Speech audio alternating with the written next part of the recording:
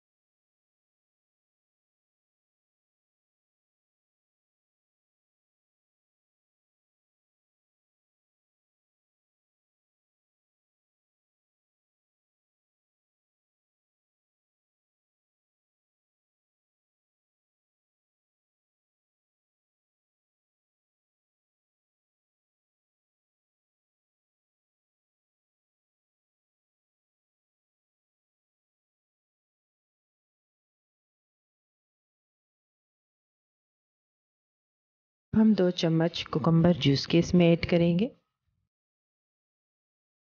और अब इन दोनों चीज़ों को अच्छे तरीके से आपको मिक्स करना है।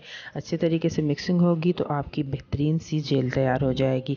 ये इतनी सॉफ्ट और बेहतरीन जेल है कि ये मैंने ख़ुद ने यूज़ की है। मुझे इससे और बेहतरीन कोई एंटी एजिंग जेल नहीं लगी। ये काफ़ी बेहतरीन है।